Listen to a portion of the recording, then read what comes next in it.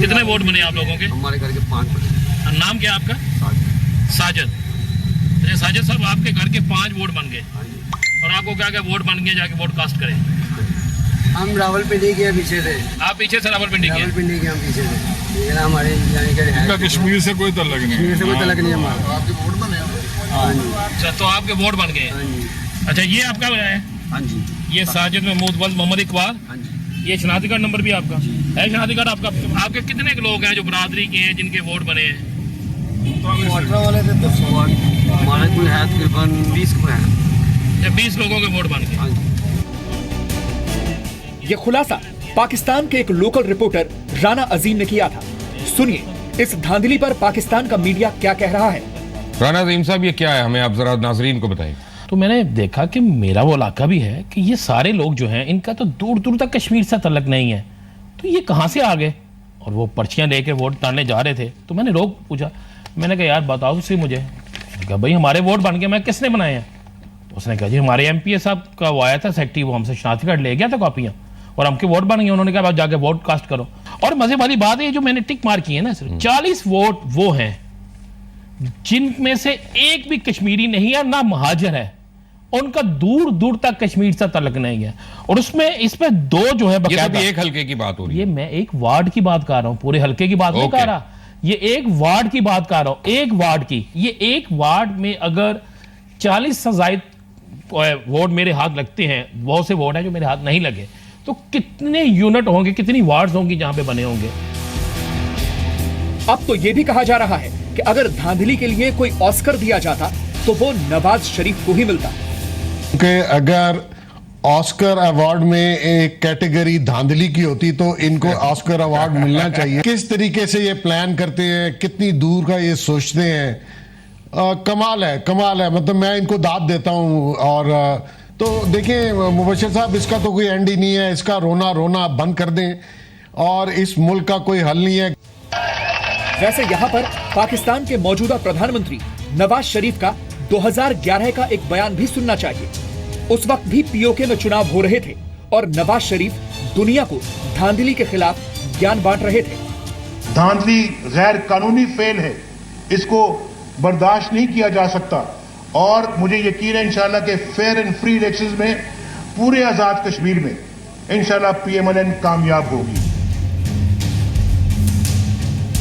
लेकिन सत्ता मिलते ही नवाज शरीफ अपनी यही बात भूल गए और यही वजह है कि आज पीओके की जनता धांधली और खून खराबे के खिलाफ सड़कों पर उतर आई है। वैसे पाकिस्तान की सरकार को अब पीओके के निवासी भी वाजिब जवाब दे रहे हैं। और ये सारे जो इलेक्शन हो रहे हैं ना, ये सारे इलीगल हैं, क्योंकि जब भी इनको जाना है, जाना तो एक दिन है। अभी आप तुर्की में देख लें, तुर्की ने फौज के बड़े साल तक जद्दोजहद की है, आखिर एक दिन अवामी रोल आ गया है। मैं एक बात यहाँ ये कहना चाहता हूँ पाकिस्तानियों से, आप जो ये सारे हमारे इलाके में आ गए हैं ना, आपने अपनी कब्रें खोदनी शुरू कर दी हैं। इस इलाके का जो नौजवान है ना, वो बिल्कुल आपके साथ बिल्कुल एक कदम के लिए चलने को तैयार नहीं है। भारत के कश्मीर में अपना एक्स्ट्रा इंटरेस्ट दिखाने वाले पाकिस्तान और नवाज शरीफ के लिए ये एक बड़ी नसीहत है जो उन्हें फौरन मान लेनी चाहिए। ब्यूरो रिपोर्ट, जी मीडिया।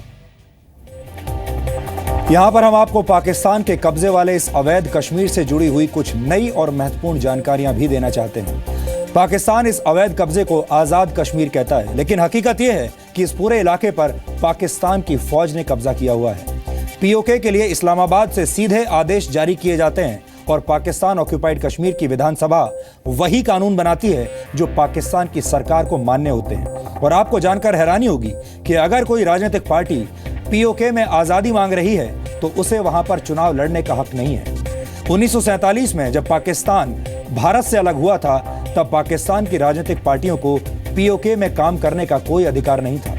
लेकिन 1970 के दशक में पाकिस्तान की मेन स्ट्रीम पॉलिटिकल ऑर्गेनाइजेशंस को कश्मीर की राजनीति और चुनावों में हिस्सा लेने की इजाजत मिल गई। पाकिस्तान कश्मीर के नाम पर खूब एजेंडा चलाता है और कई भारतीय पत्रकार पाकिस्तान की कठपुतली बनकर भारत में काम करते हैं। लेकिन पीओके के लोगों और पाकिस्तान के तमाम बड़े बुद्धिजीवियों को लगता है कि भारत में कश्मीर के लोगों को ज्यादा आजादी और तमाम सुविधाएं मिली हुई हैं। ये बात बहुत समझने वाली है कि जो लोग पीओके में रह रहे हैं वो आज भी ये सोचते हैं कि भारतीय कश्मीर जो है, यानी जो हमारा कश्मीर है, वहां पर लोगों का जीवन उनके मुकाबले बहुत बेहतर है, उन्हें ज्यादा सुविधाएं मिली हुई हैं। और वो तमाम लोग ऐसे हैं जिनमें से ज्यादातर लोग ये चाहते हैं कि वहां पर भी भारत का ही शासन हो जाए। पीओके की एक हकीकत ये भी है कि वहां भारत के खिलाफ जिहाद छेड़ने के लिए आतंकवादियों के इस वक्त 43 कैंप चल रहे हैं। यहां पर आज हमारे पास आपके लिए एक एक्स्ट्रा विचार भी है, इस पर आप जरूर गौर कीजिएगा। यह एक्स्ट्रा विचार उन 2 पीस से जुड़ा हुआ है जिनसे इन दिनों हमारा देश परेशान है। इनमें से एक पी है पाकिस्तान और दूसरा पी है वो पत्रकार जो पाकिस्तान के एजेंडे को आगे बढ़ाते हैं। इन दोनों पीस का क्या नेक्सस है, इन दोनों पीस में क्या रिश्ता है, यह आज आपको समझना चाहिए। दिल्ली में जेएनयू में देशद्रोही छात्रों के पक्ष में खड़े होने का मुद्दा हो या फिर आतंकवादी बुरहान वानी को हीरो बनाने का, आपने गौर किया होगा इन दिनों कुछ तथाकथित बड़े पत्रकारों की रिपोर्टिंग भारत विरोधी बनती जा रही है। वो फौज के खिलाफ लिखते हैं, भारतीय सेना के खिलाफ लिखते हैं, सरकार के खिलाफ, भारत के खिलाफ लिखते हैं। और पत्रकारों की ऐसी रिपोर्टिंग का फायदा बॉर्डर के पार बैठे आतंकवादी और भारत विरोधी तत्व उठाते हैं। ऐसे पत्रकार कौन हैं, ये हमें आपको बताने की जरूरत नहीं है, क्योंकि हमें लगता है कि आप लोग बहुत समझदार हैं और देश विरोधी पत्रकारिता करने वाले ऐसे पत्रकारों को अच्छी तरह से पहचानते हैं। ये एक बहुत बड़ी समस्या है, क्योंकि मीडिया एक बहुत बड़ी ताकत है और अगर इस ताकत का इस्तेमाल देश के ही खिलाफ होने लगेगा तो फिर देश की बात कौन करेगा। यहां पर आपको समझना चाहिए कि देश का मतलब सरकार नहीं होता। मीडिया को किसी सरकार या पार्टी के प्रति उत्तरदायी नहीं होना चाहिए, लेकिन जब बात देश की आती है, बात भारत की आती है, जब तिरंगे की बात आती है, तो हमें लगता है कि मीडिया को देश के प्रति उत्तरदायी होना चाहिए। अक्सर हम ये सवाल पूछते हैं कि देश का नेता कैसा हो, लेकिन अब वो वक्त आ गया है जब यह भी पूछा जाना चाहिए कि देश का पत्रकार कैसा हो। क्या इस देश का कानून इस देश के पत्रकार पर भी लागू होता है या नहीं? क्या पत्रकार इसी देश का नागरिक होता है या नहीं? क्या पत्रकार को देशभक्त होना चाहिए या नहीं? क्या पत्रकारिता को देश विरोध करने की छूट मिलनी चाहिए? इन सवालों के जवाब ढूंढने का वक्त अब आ गया है। लेकिन परेशानी तब होती है जब मीडिया में पाकिस्तान का एजेंडा चलने लगता है और तमाम पत्रकार भारत में पाकिस्तान के राजदूत की भूमिका निभाने लगते हैं। ये भारतीय मीडिया का पाकिस्तान सिंड्रोम है, जिसकी वजह से मीडिया का एक बड़ा हिस्सा ऐसी बातें कहने लगता है जिनसे पाकिस्तानी एजेंडे की दुर्गंध आती है और जो पाकिस्तान को सूट करता है। वैसे आतंकवादियों को हीरो बनाने वाले मीडिया कर्मियों और डिजाइनर पत्रकारों को फ्रांस के ले मोंड अखबार से सीखना चाहिए, जिसने अब यह फैसला किया है कि वो अब आतंकवादियों की तस्वीर नहीं छापेगा। इस अखबार का मानना है कि ऐसा करने से आतंकवादियों की हीरो जैसी छवि बनती है। ले मोंड अखबार के मैनेजिंग एडिटर ने कहा है कि नीस शहर में हमला करने वाले आतंकी की अपनी मसल्स दिखाते हुए और सालसा डांस करते हुए तस्वीरें मीडिया में छपी और दिखाई गई और ऐसी तस्वीरों को देखकर उन्हें बहुत अजीब लग रहा था। ले मोंड अखबार की तरह ही फ्रांस के यूरोप 1 रेडियो स्टेशन ने भी अब ये कहा है कि वो अपने प्रसारण के दौरान आतंकवादियों का नाम नहीं लेगा।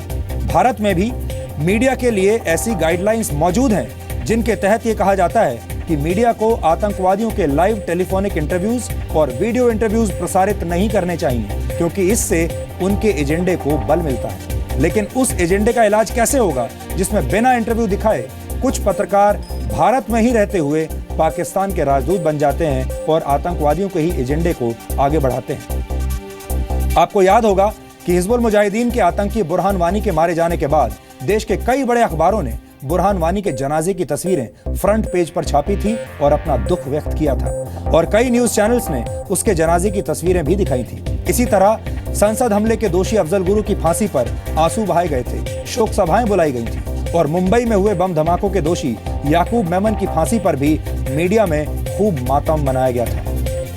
वैसे यहाँ पर आपको यह भी बता दें कि जी न्यूज ने कभी भी किसी आतंकवादी को हीरो नहीं बनाया है और हमने इस बात का खास ख्याल रखा था कि बुरहान वानी को हीरो बनाने वाली कोई भी बात हम प्रसारित न करें। आतंकवाद के खिलाफ हो रही इस लड़ाई को लड़ने के लिए दुनिया भर में नए नए तरीके अपनाए जा रहे हैं। भारतीय मीडिया को भी इसी रास्ते पर अब आगे बढ़ना होगा। इस पूरी समस्या का इलाज आपके पास है। जी हाँ, आप बिल्कुल ठीक सुन रहे हैं, इसका इलाज आपके पास है, क्योंकि जब आप ऐसे लोगों के दूषित विचारों का विरोध करेंगे तभी मीडिया की पाकिस्तानी दुकानें बंद होंगी। आप रिमोट कंट्रोल का इस्तेमाल करके चैनल बदल सकते हैं। आप उन अखबारों को पढ़ना बंद कर सकते हैं जिनमें पाकिस्तानी एजेंडा चलाया जाता है। ये तमाम अखबार, ये तमाम न्यूज़ चैनल्स और ये तमाम पत्रकार आपके बल पर जीवित हैं, आपके बल पर इनकी दुकानें चल रही हैं। और जिस दिन आपने ये तय कर लिया कि आप इन्हें नहीं पढ़ेंगे, आप इन्हें नहीं सुनेंगे, उस दिन ये दुकानें बंद हो जाएंगी।